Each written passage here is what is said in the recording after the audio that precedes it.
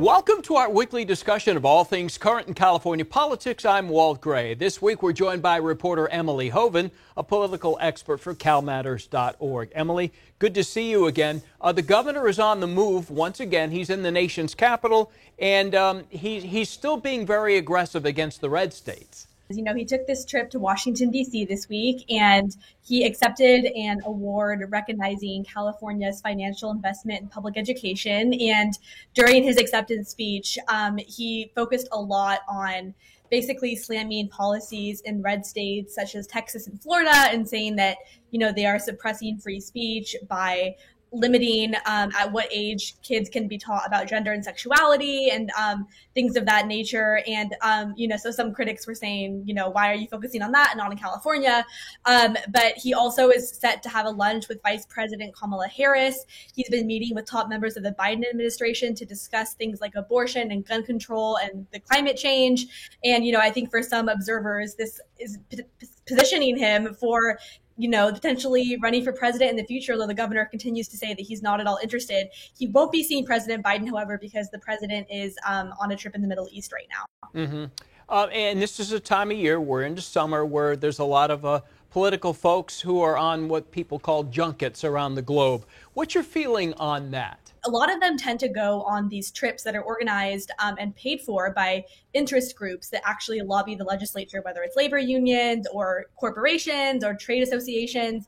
And so some of the trips that are happening this summer, the Legislative Irish Caucus is actually headed to Ireland on a trip that is sponsored by pharmaceutical companies in part. And then there was also a group of legislators that went to Israel. And information about these trips is still kind of unclear as to what exactly they're going to be doing. But I just think it's a really interesting part of the legislative process that a lot of people are not really aware of.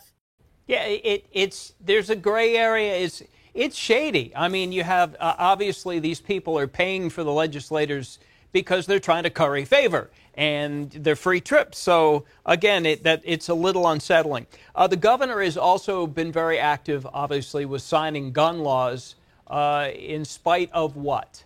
In spite of the Supreme Court ruling last month that drastically and dramatically expanded gun rights in this country. And so, as part of his, ongoing fight against this, red surge and more conservative laws being passed at the national level from the Supreme Court, the governor signed a bill this week that basically allows private Californians and the state attorney general and local prosecutors to hold gun companies civilly liable if their products cause harm. Mm-hmm. And that's definitely going to be faced with some legal challenges. I think it would have been even if the Supreme Court hadn't ruled what it did.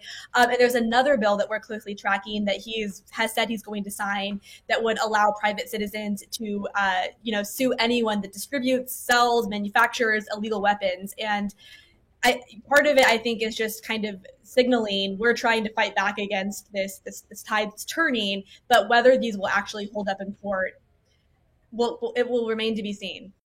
Remain to be seen. Okay, Emily, good to see you. Thank you. Cal Matters, a nonpartisan news organization explaining California policies and politics. Find their work at calmatters.org. You can also sign up for Emily's newsletter there.